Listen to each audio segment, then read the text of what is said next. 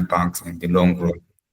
So we are basically a tech-driven company, basically focused on building Sharia compliance solutions for the non-interest financial institution.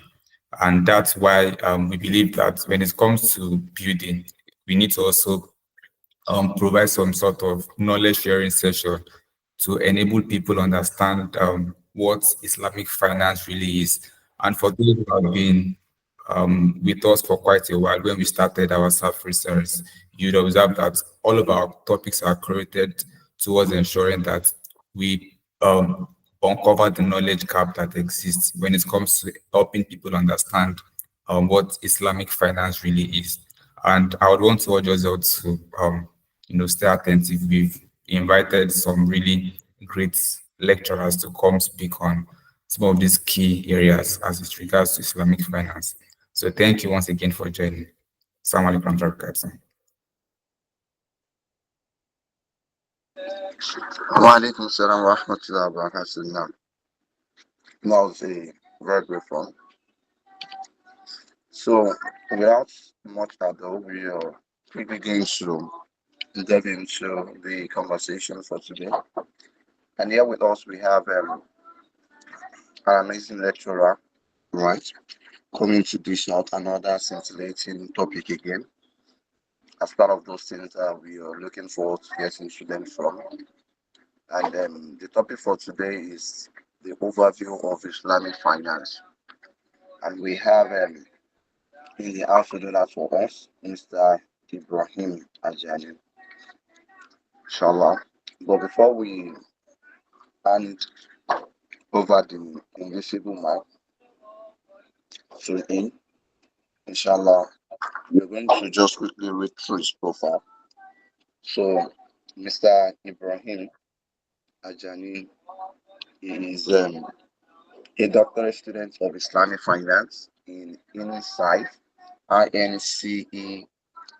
University in Malaysia, and also as head of finance, as is also the head of finance in Yasfood. He has over 7 years of professional experience in finance and also banking roles, and he focused on investing analysis, financial reporting, also budgeting and also forecasting as well too, and risk management. He includes serving as a chief finance officer as trust author, financial groups. His core competence. So please excuse me. All right.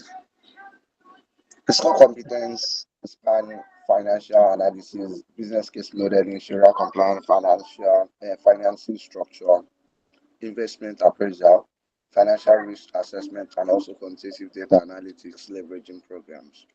And that is the amazing speaker that we have for ourselves today, coming to dish, the interesting topic that we are going to be listening to today. That is the overview of Islamic financing. Let's, do us welcome on the stage with our invisible mic, Mr. Ibrahim Ajani, to take us through the journey of what we are going to be learning today.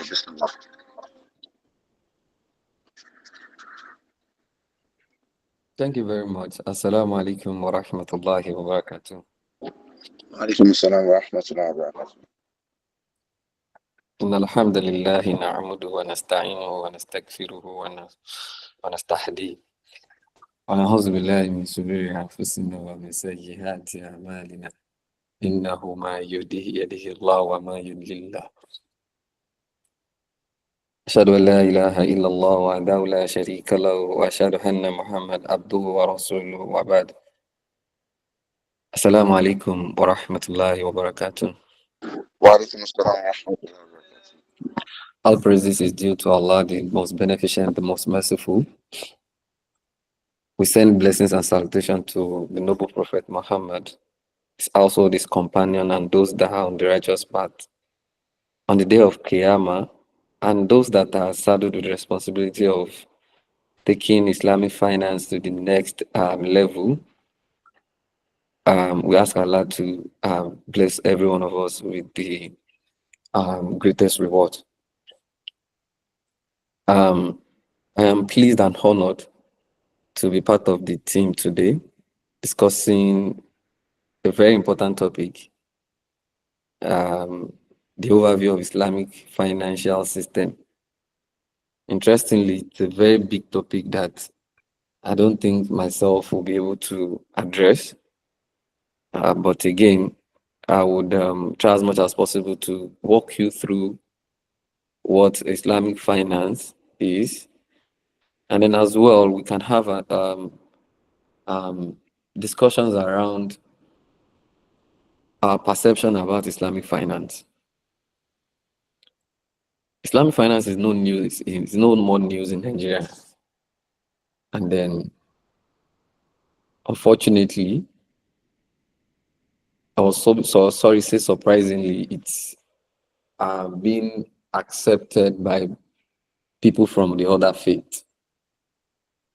So it is a bigger responsibility on us as Muslims to ensure that we stand firm and then we contribute to the growth of the Islamic finance industry in Nigeria in our little way.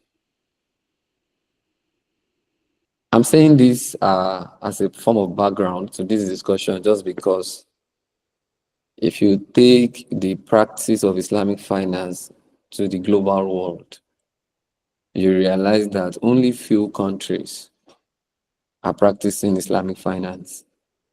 Alhamdulillah, Nigeria is one of them. When I say only few countries, it doesn't mean that it's not being practiced in other countries. If you talk about Islamic finance, you can only make reference quickly to the likes of Malaysia, Indonesia, Saudi Arabia, Qatar, Kuwait, the Emirates, and all. There are some Muslim countries that we believe to be Muslim countries that are not also doing Islamic finance. Doesn't mean that they do not have the understanding of Islamic finance, but Allah has not just given them that wisdom, or Allah has not decreed that they will do Islamic finance at this time. Nigeria, that is just 50% Muslim country, Muslim nation, has been able to implement its own Islamic finance framework. Alhamdulillah. Again, we need to give credence to those that have started or to those that led this introduction of Islamic finance into the country. The likes of His Royal Majesty Sanusi Lamido Sanusi, and then also him referring to the previous CBN governor, Professor Charles Soludo, which can also attest to the fact that the introduction of Islamic finance were their efforts. And then bringing it into Nigeria is also something that had to pass through the parliament. And then we all saw their efforts during that time. I tell you that if it was rejected at the parliament at that time, that would be the end of Islamic finance. But because of the effort of these people, and then among other players, we're able to see the development of Islamic finance in Nigeria.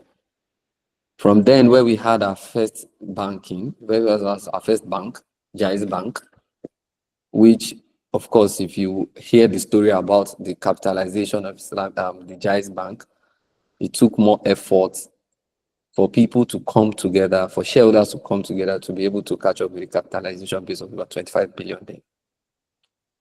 This was an effort of the early shareholders of Jaiz Bank. And then imagine if they were not able to pull in resources together at that time, maybe we would not have had the first, the bank.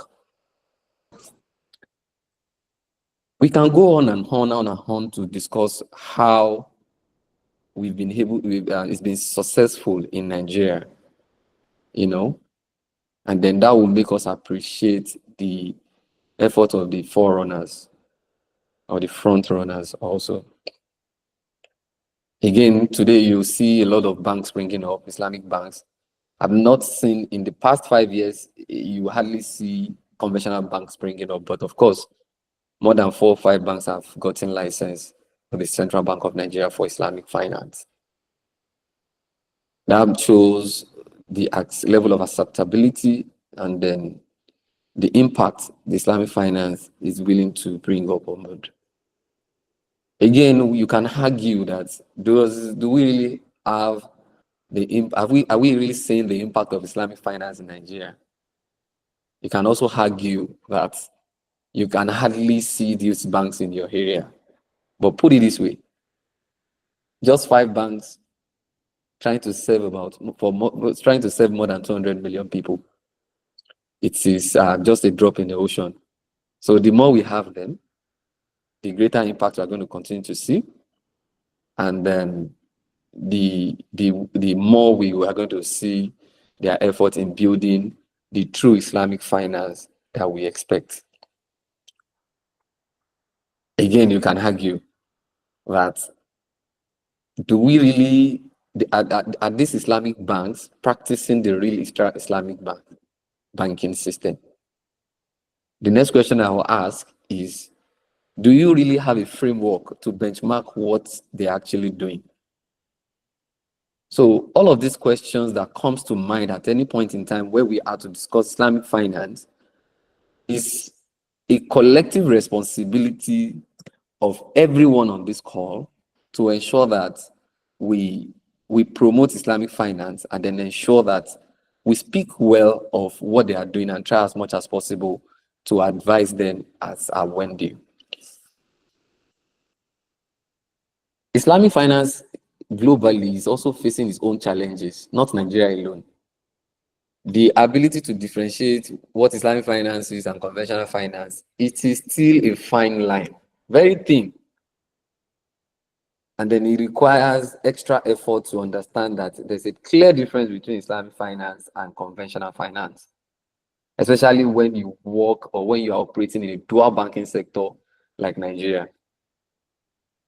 The early countries that have established Islamic finance, they can also tell the same story about how they struggle to have a stabilized Islamic finance operations compared with their conventional financing in different regions.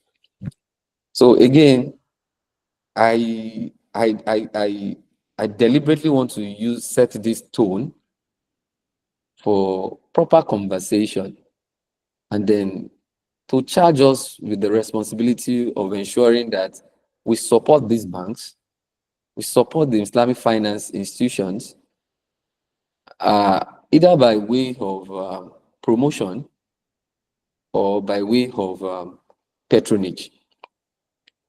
If you work in the financial sector, you understand this particular slogan that says liquidity is king. A bank can be making profit, can be liquid, but not profit. And it can be profit, but not liquid. But liquidity is king. A liquid bank can continue to survive for the next 10 years and then wait until it's profitable. I've done a lot of modeling for different banks. And then usually when you set up those modeling, especially for startups, banks, you have to project that for the first 2, 3 years or 4 years of operation, it is still a loss-making venture. Islamic Bank is not an exception to this case. What that does to us is that if you are not liquid as a bank, you have higher chances of being liquidated. So, and then how does bank get liquidity? They can only get liquidity by way of patronage if you and I take away our monies from the conventional banks and we take it to the Islamic banks. It is at that point in time they can cut the short. They're able to make decisions for themselves, because if you look at the entire operation of Islamic finance, the deposit is like a zero cost to them, zero cost of fund to them. So it is out of this fund, which we call liquidity, that they give to you and I for financing. If you don't give them those funds, they are unable to finance you and I. So it means that there's that surplus spending unit that is feeding the deficit spending unit. The bank are just financial intermediaries or performing intermediation. I would want to share my screen. I would also want to ask the moderator, please, what's the time, and then how long am I going to have this? So we have about 20 minutes to go. Okay, let me see if I can quickly share my screen. Do I have a lot, but we'll just run through it. All right. Thank you. Please let me know when you can see my screen.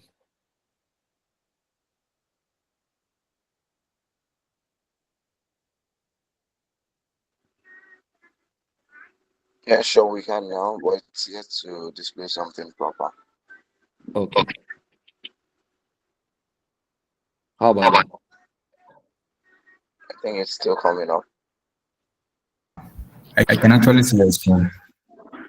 Oh, can you see the presentation? Sorry, earlier. No.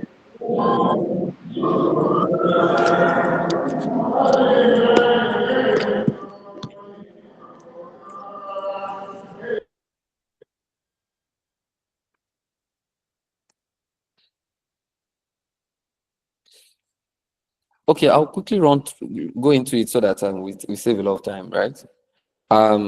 Actually, I'm sharing my screen, but I don't know if you can see it. Let me know if you can see, and then if you cannot see, I'll just share with one of our brothers here so that I can share. We can see your screen, but not the slide. Oh, okay, just a moment there.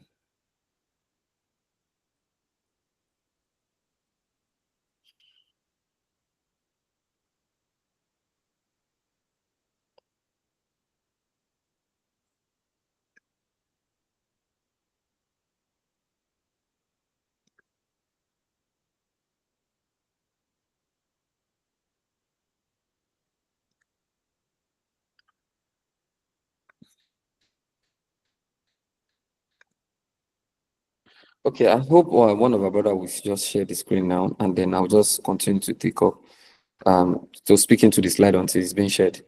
Let's so as to save time. Alhamdulillah. Again, Islamic finance, right? Islamic financial system. The topic before us today is to discuss the overview of Islamic finance. It's a very broad topic, and then it's encompassing. I don't want us to have it in a form, in a classroom form. Where I'll start having to explain what Islamic finance, what is this, what is that. I would want it to be a kind of informative one, and then we'll discuss issues globally. We'll discuss important things around Islamic finance, the contemporary Islamic finance issues, and then we would look at what is expected. How do we change the narratives? Yeah, there are a lot of great scholars out there that are talking about Islamic finance recently, and then you see a lot of Sharia scholars talking about Islamic finance, and then continue to emphasize on the acceptability of its practices, the contemporary practices. So, like I said, we have overview of Islamic finance. Before you go on, our lecturer, I wanted to confirm who you shared the slide with so we can. There's brother Ishaq Hamid. Okay. Okay. Okay. My name is Yak. Is he here? All right. Go ahead, sir. Okay. Now, so again, pardon me. So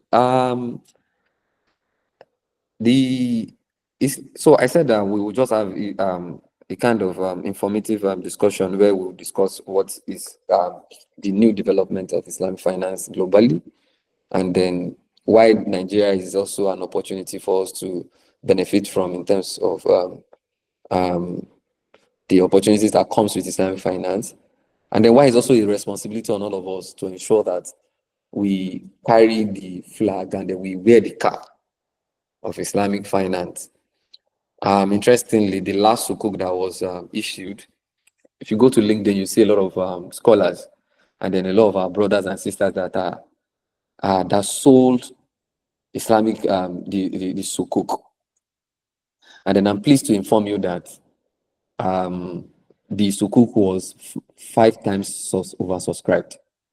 what that does to us is that there's a potential growth of Islamic finance assets in Nigeria. And it means that for every time Nigeria comes to the market to issue the sukuk, there are more than 600, for every one person, there's another 6% that are willing to subscribe into that sukuk. This is an appreciable growth, right? And then it's something that we really appreciate. But how can we benefit from these opportunities, even as individuals, corporate bodies, cooperative society, institution, and all? I give you an example. In Singapore, it was difficult for them to establish Islamic finance because it is a non-Muslim nation, right? Yet, what they did differently was the fact that there were a couple of brothers that came together, Muslim brothers that came together and then established a cooperative society. They leverage on the tech. Mr. Ibrahim, the Yes, screen is being shared. I hope you can see. yes, I can see the screen. Yeah. So, do I have the right to toggle or what? No, probably you Okay, just okay. have to notify him. No problem, no problem. I'll just I'll speak to the slide. You can always just All right. navigate it. Now, the brothers came up with the initiative. They supported it with tech, and then Islamic finance was established in Singapore without any regulatory approval.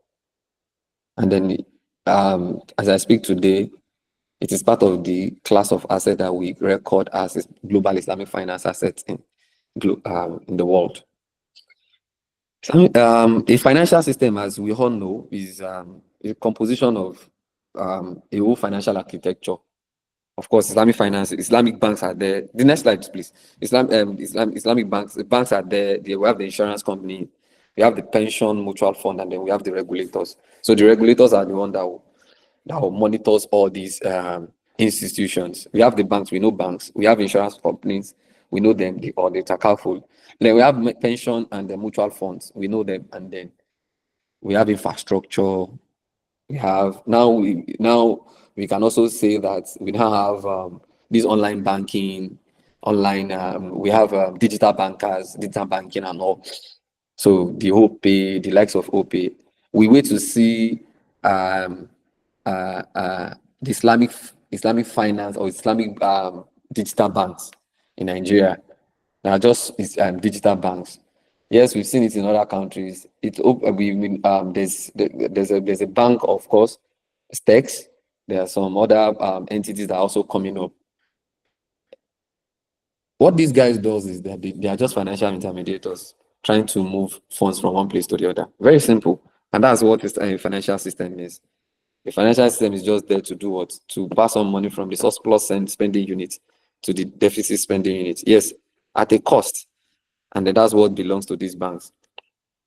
But why is Islamic financial system different from the regular financial system? It's not too different from it because we operate in the same environment, in the same financial environment. So the only difference is that it has to comply with Sharia. And then when we talk about Sharia, right? Sharia is just so simple. It is the instructions by Allah subhanahu wa ta'ala documented in the Quran and the way of the Rasul.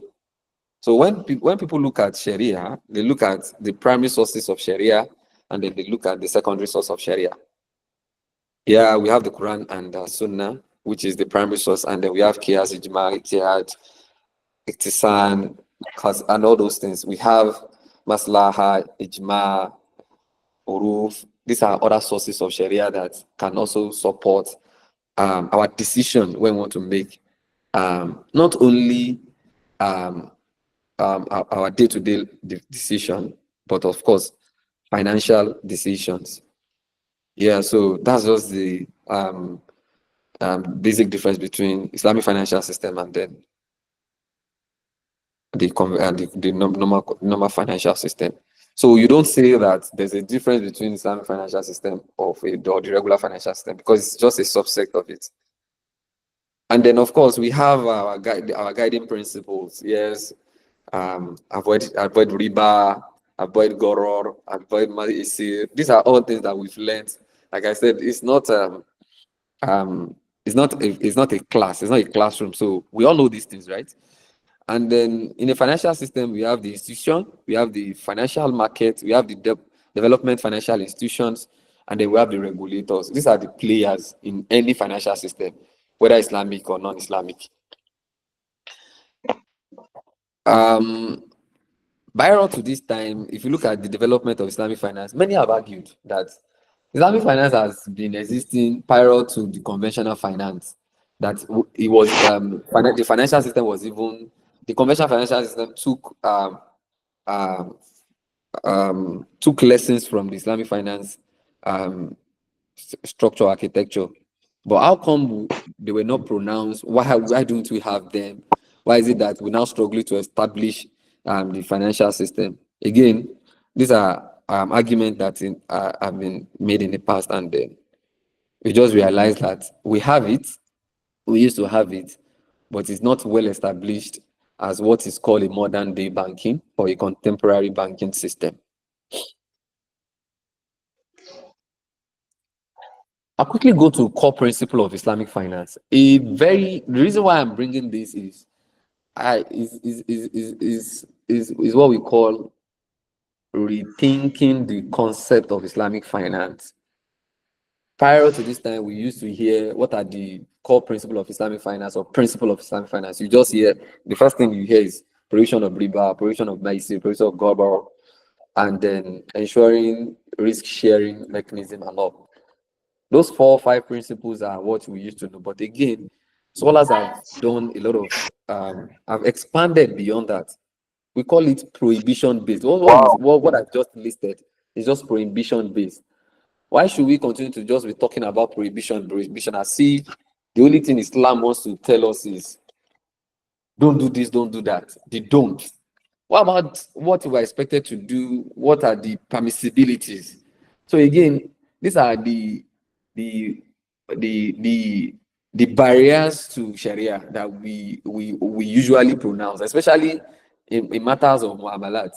We talk about don't, the prohibitions. We emphasize too much on it as if there are no permissibilities or there are no alternatives to what we can do if Allah had mentioned to us that we should not do this, we should not do that. Even when Allah mentioned in the Quran that we should not involve in riba, He gave alternative immediately in the same verse. So it does not mean that we can only coin out prohibitions for core principles of Islamic finance, but of course, how do we ensure that we have other principles that are interesting? Yeah, so again, you look at it, we have a balanced approach, which we call wasatiyah, or we call it mizan, or we have a compliance with Sharia prohibitions, which I just mentioned, voluntary self-regulation, protection of property rights, guided innovation, and regulatory compliance. I'll go deep into one of each of these things, and then we can very fast. When we talk about the balanced approach, it talks about in practice. It's easy to talk about theory. Stop prohibition of riba, and many of our transactions are riba based. You work in a riba system, a global riba system, and then you want to ensure that you are not involved in riba. It's very difficult, and that's why when you go to banks, there is that portion, there's that opportunity for them to say that when they incidentally fall into riba transaction, they should do what? They should take profit from such transaction into non-permissible income, and then such income can be passed on to charity for as decreed by the advisory committee of experts. So Islam finance is not just about prohibition, it's just talking about a balanced approach, ensuring that there's profit, we balance approach within profit and non-profit activities. It is not about just setting up a bank and then the end goal is to ensure that we make profit. No, it should also create a balance for non-profit activities For example, how do you create values within the system, ensuring that you create an Islamic culture of doing business among all the stakeholders, your employees, your suppliers, your vendors, your customers, your investors. You need to have a balanced approach to it. You also need to have a balanced approach to financial reward and non-financial rewards, and then, of course, precedence to Sharia compliance over financial returns. This is a very, very key thing. We should have a presence on Sharia compliance over financial return. In the recent time, people are talking about climate finance, people are talking about sustainability, good development agenda, and all. A question that comes to mind is that if a bank wants to invest into um, an entity that produces carbon into the society, and of course, he's going to make profit out of that. The profit is going to be higher if he invests in such entities, or probably invest in another entity that is carbon free, but he's not going to make enough profit from there. What should be the decision of this entity? Should it be that the entity should follow through, or should be profit oriented, or should also consider the fact that we should not invest, or we should not promote um, environmental, we should not contribute to environmental problems in the society. However, some Sharia scholars will tell you that as long as the ventures, the businesses they are investing into is not a Sharia non-compliant business, so there's still no problem. But however, that's where the balanced approach comes in, and it depends on the leadership of those entities. The other one is compliance with Sharia prohibition, yes, which we have discussed. We all know this is prohibition of riba, gharar, maisir, as mentioned in the Quran. Voluntary self-regulation. So there should be that part where, as Islamic finance practitioner institutions, we should have a voluntary self-regulation. Internally, we should know that we should have internal Sharia compliance, a Sharia team that watches all our transactions from the beginning to the end. We should have ethical screening. We should ensure that our businesses are screened properly. We should adhere to the maqasid the Sharia, the utmost good for human, the well-being. And then we know the five tenets of maqasid. So we should also not just have it as checklist, but ensure that we practice them. And then a voluntary disclosure when there are issues of dispute, when there are issues of Sharia non-compliance, we should also report it as a when due.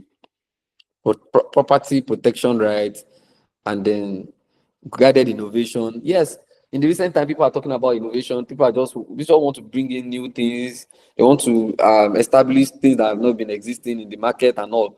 But again, it should be guided with Sharia. It should ensure that the permission and prohibitions are put into check. And then, of course, it should also be guided with environmental, ethical, and governance and concern. So, compliance regulation, this is to ensure that we do not do businesses that are not regulated by the authorities. So if you need to get license for your operations as financial institutions, it is very important, and then you can always walk through that. So Islamic finance instruments. So we'll talk about Islamic finance instruments. We know them. Some mix it up with product, contract, depending on how you want to look at it. But they're all instruments. It could be contract, it could be product. So in some institutions, they call it product, or in some jurisdictions, they call it contract. So again, we have the transactional contract. We have those ones that has to do with albay. We have I'm financing sorry, sir. contracts. We thought of adding, some bit of extra time to your time, so we look forward to rounding off by, let's say, 11:55. Okay. I'll just quickly round up also. Yeah. All right. Thank you. Okay. So very good. So we have different contracts. We have those ones that are specific for exchange. We have those ones that are for financing, and in the bank, they know the one that is most appropriate if they're considering your risk profile, the nature of the business, and then of course they put in so many liquidity concerns, of course tax also, to check whether to check the suitable contract to be deployed. So the fact that a particular contract was deployed for a particular transaction does not mean other contracts cannot be deployed. So it depends on the decision of the Sharia team and all. So these are just a financial instrument that has been deployed in the past. Loads of financial instruments that you can never imagine. There are a mixture of some of them. There are some products. We have a lot of evolution over time. There's Tawaruk that is being practiced in some region. There's Moraba to purchase order. There's Istisna. There's Bay, Hajjal. There's Musharaka, Mutanakisa.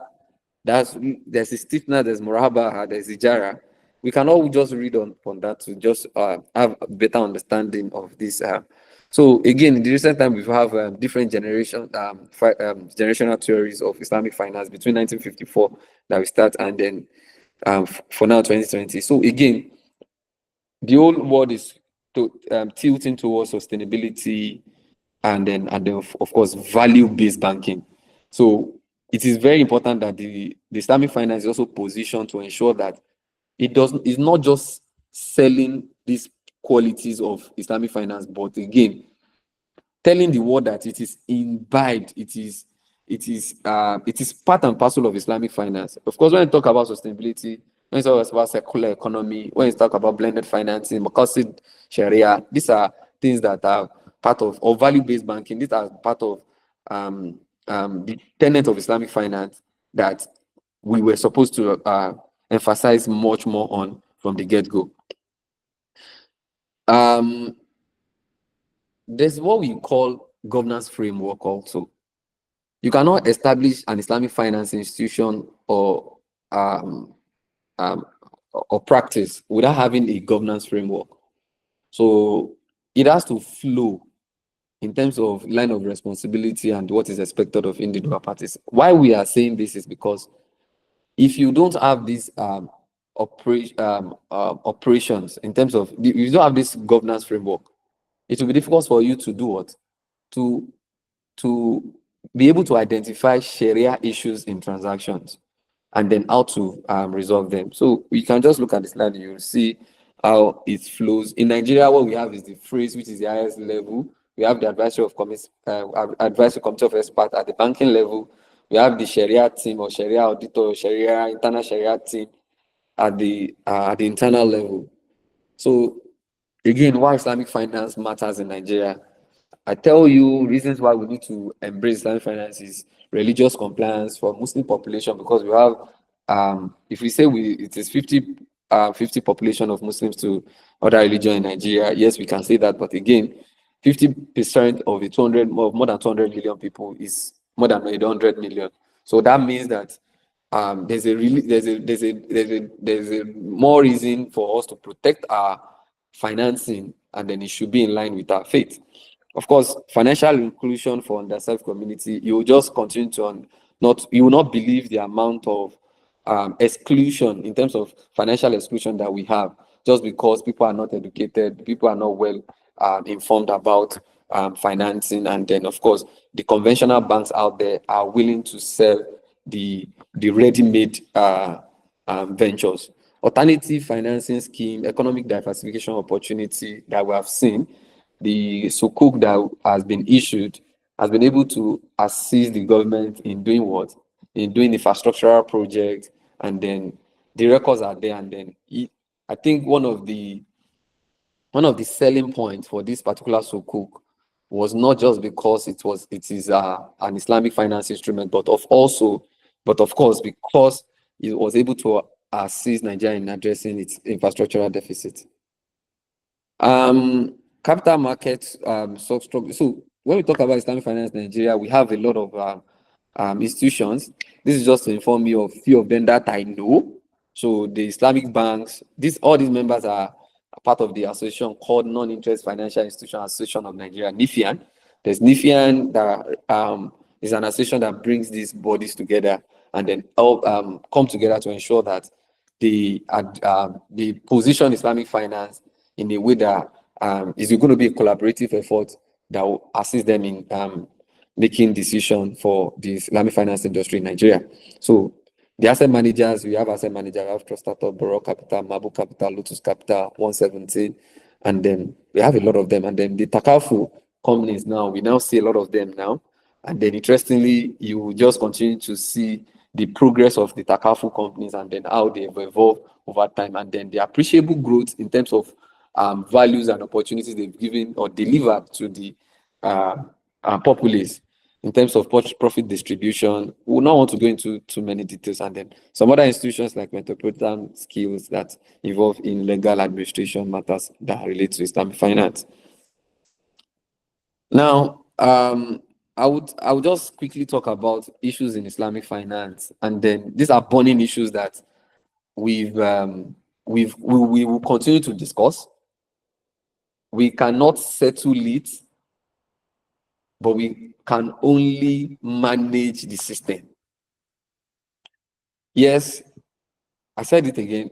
It's a continuous issue that we continue to discuss. And then this has even been discussed surprisingly back since 1950 that they've been talking about Islamic finance. So whether it is any new scholar is coming to discuss it today does not mean that problem has not been existing. It has been existing. It has been discussed in conferences of ulamas, Sharia scholars, where they go to discuss about issuing fatwas on Islamic finance. They continue to discuss this issue. They try to, as much as possible, to look for ways to discuss those issues.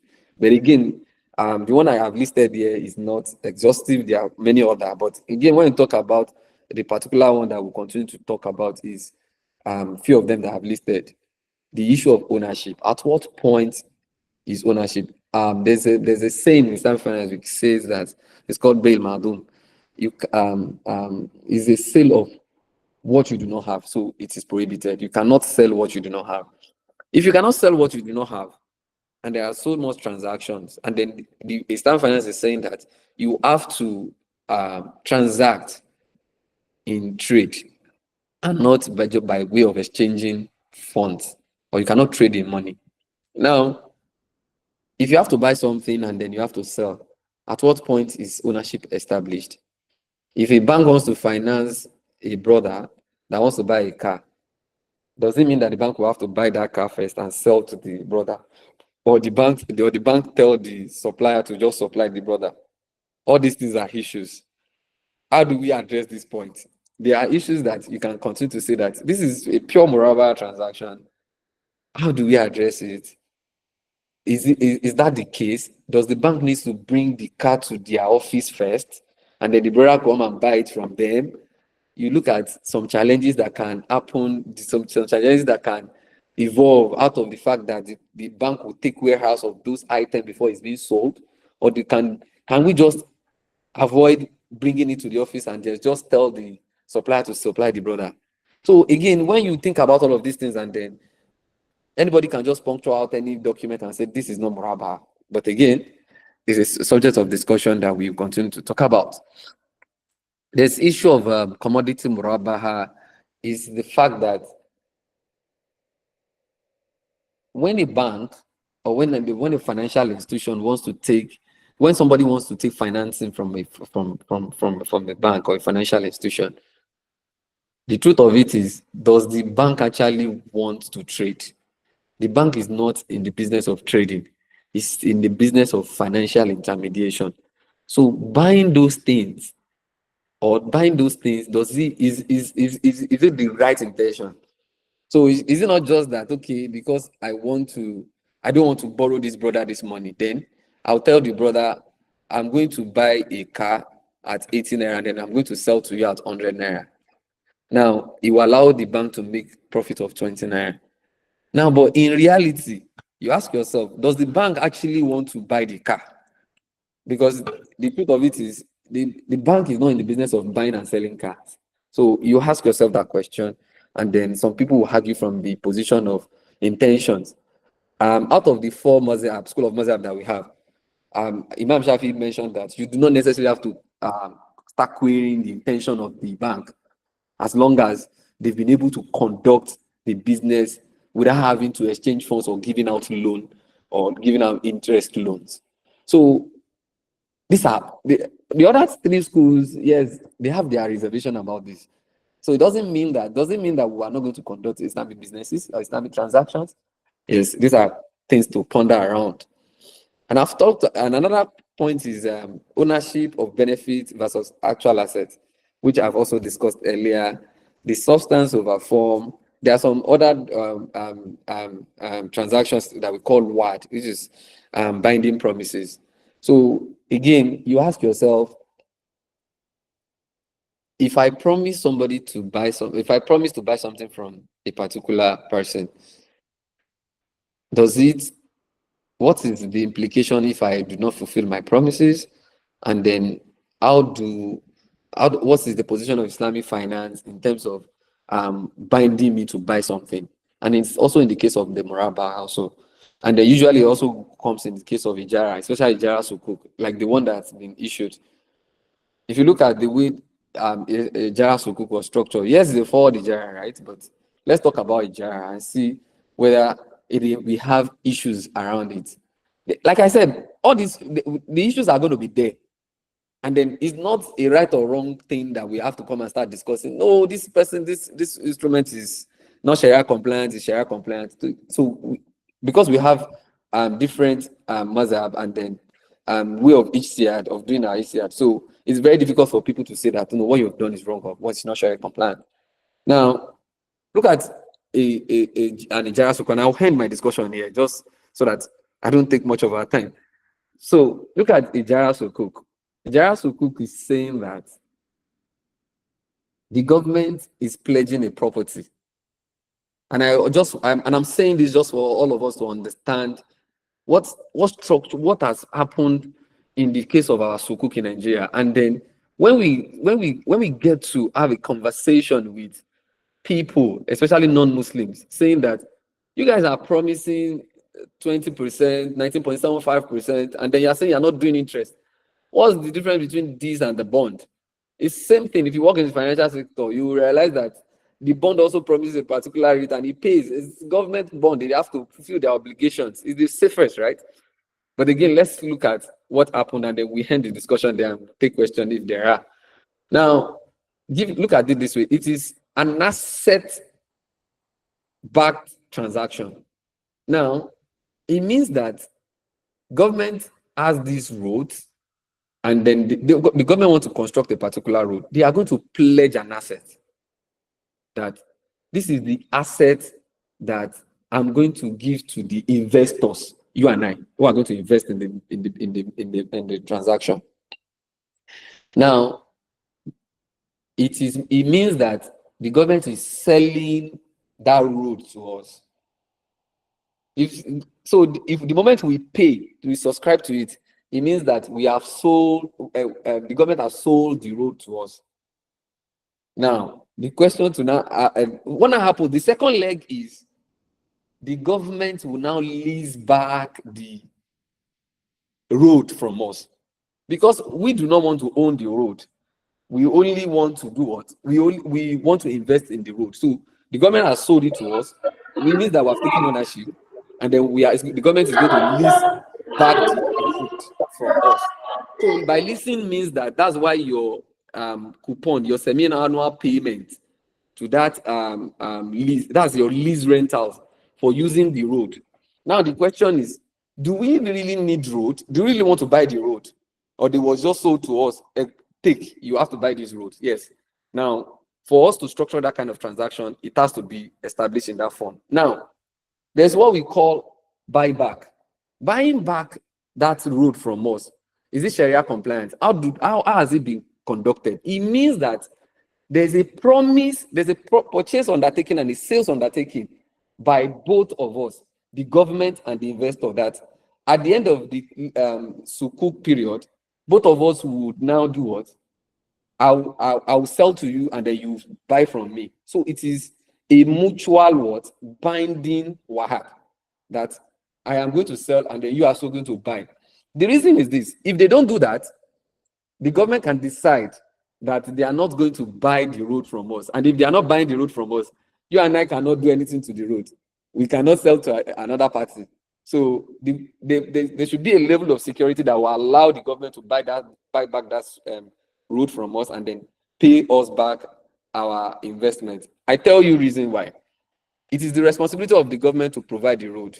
So if the government is now buying back the road as part of its own asset, which contributes to its own financial records, it's a form of true ownership from us. We ask Allah to give us best of understanding of what I've said and to forgive us for whatever that we have misconstrued. Assalamu alaikum wa rahmatullahi wa barakatuh. Wa alaikum assalam wa rahmatullahi wa barakatuh. Indeed, that was a very, very interesting one and also informative as well. So we pray to Allah subhanahu wa ta'ala to continue to increase our brother in knowledge, wisdom, and understanding. So Malam Ibrahim, thank you very much for that wonderful piece.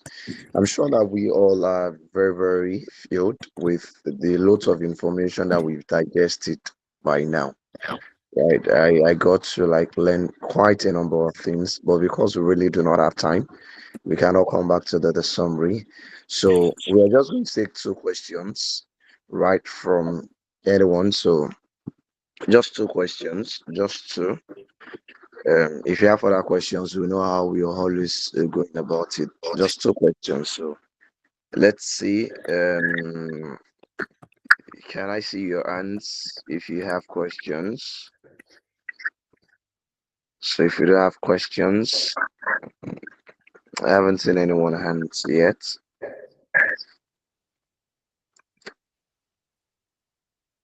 Do we have any question? Just click on the raise hand icon. Okay, we have Bami Dola Olaide Yusuf. So kindly unmute yourself and ask your question, please. Assalamu alaikum wa rahmatullahi wa barakatuh. Wa alaikum assalam wa rahmatullahi wa barakatuh. Thanks for the presentation. We really benefit from it. May Allah increase your knowledge. I was late about 10 minutes before I joined the meeting. So I don't know whether you've introduced yourself because this is the first time I will be joining this meeting. What is this foundation or Halcore? What do you really operate in? Secondly, I want to ask question as regards the sukuk that our brother explained in its last comment. I think there is a mix-up when he was explaining that the government will sell the land to the sukuk subscribers. I think he wanted to say the government will lease the land to the sukuk subscriber through the SPV. Then later, it will lease the land bank and started paying the rental payment before the SPV will now sell the land back to the government after the construction is done. So I want to know if I'm the one that misunderstood the concept or it's just a mistake from the side of our brother. So I really appreciate your presentation. Then in the course of Murabaha, Alami Bishira, I want to know what is the Nigerian banks, what are they operating? You see that if you want to do Murabaha with them, you will have to pay an upfront that will be a percentage of the price of the item. Then if you are not able to go forward, proceed with the purchase, will it be returned to you or they will take certain percentage of it? All the money is for them. I don't know what is operating in Nigeria because I'm not currently in Nigeria now. That's why I'm asking. So I want to know what the Islamic banks in Nigeria are operating under the Murabaha. Thanks.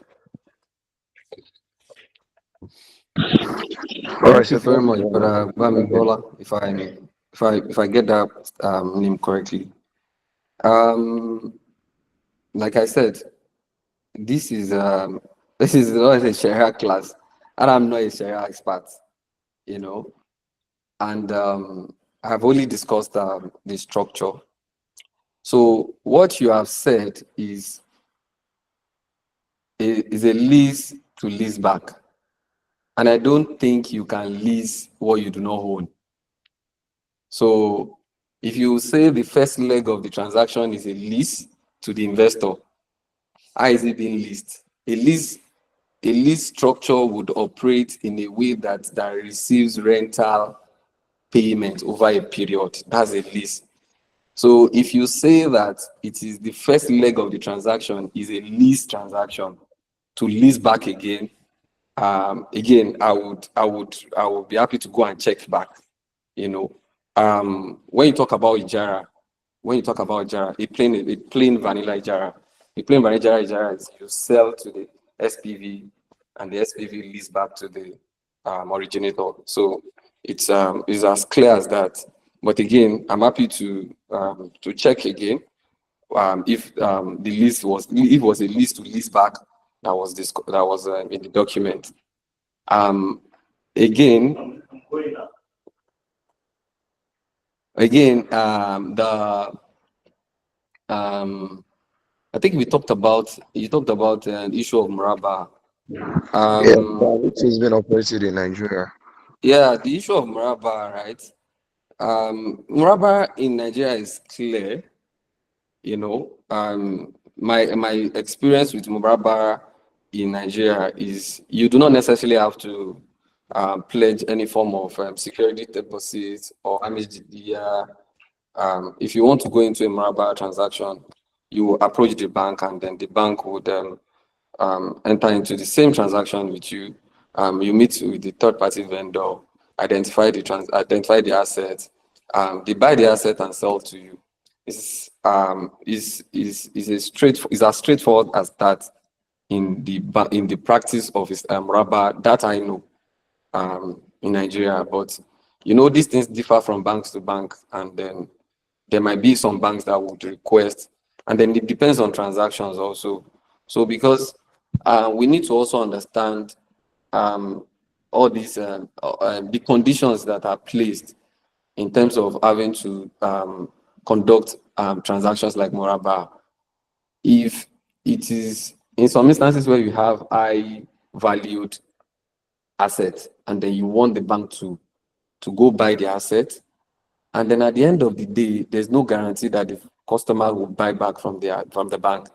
How does the bank protect its own position from such? So sometimes they introduce Arbon, or they introduce MHDDR. But again, all of these, whether it's going to be returned or it's not going to be returned, I've not seen an instance where those obligations are not fulfilled. But again, it depends on what they have into the contract agreement. As IOFI has added, they have their position, and then I know Nigeria is following the guidelines as stipulated by IOFI. We are also allowed to get with us the best of understanding. Thank you. I mean, Jazakallah khairan, and indeed, we'll probably not be able to take another questions anymore because we'll be rounding off the session now. So, Madam Sadiq, just a quick recap on what Halcore is all about. So, everyone that joined the call late would have an hint for what we do.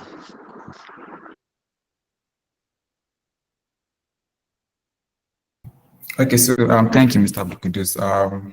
We had earlier introduced Halcore, but for the sake of those that joined.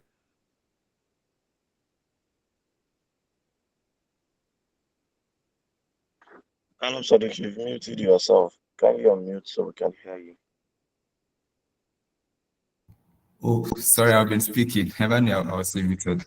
Okay, so so I was saying thank you, Mr. Bukudus, and I would like to take that again. We had earlier introduced what we do at Halcore before we commenced this session. But for those that joined a bit late, Halcore is a technology company where we build strictly Sharia compliant solutions to help enable non-interest institutions. We are building for Islamic cooperatives. We hope to also build for takaful operators and in the long run also microfinance and banks. Currently, we have our flagship product, which is a cloud-based, we also do on-premise solutions for Islamic cooperatives or ethical cooperatives. think it's embargoing fabricators. Muted now. So I was saying our flagship solution is basically a solution that we built for Islamic cooperatives that helps build a bridge between traditional cooperative management processes by using modern financial technology solution. So we have a couple of products we built within that solution for Islamic cooperatives, and we've been able to build out our MVP, and we are currently trying to onboard some early users.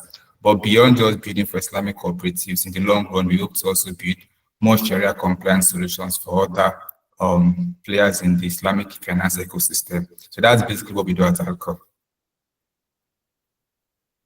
So, Madam Sadiq, thank you very much for that quick one. So, inshallah, if you probably want to get the slide, we know how we do it. You can drop email. You can drop us a mail on Alpha and also reach out to Madam Sadiq if there are anything that you probably want to ask as well. So, inshallah, that's where we are going to be, rounding off the session for today. We look forward to seeing you in the next session for next month, inshallah. So, thank you all very much for joining the call. Assalamu alaikum wa rahmatullahi wa barakatuh.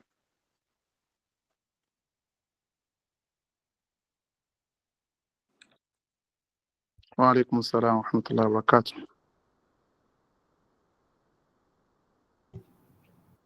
And for all of those registered for the session, we would also be sharing the link to the recorded version of this session, inshallah.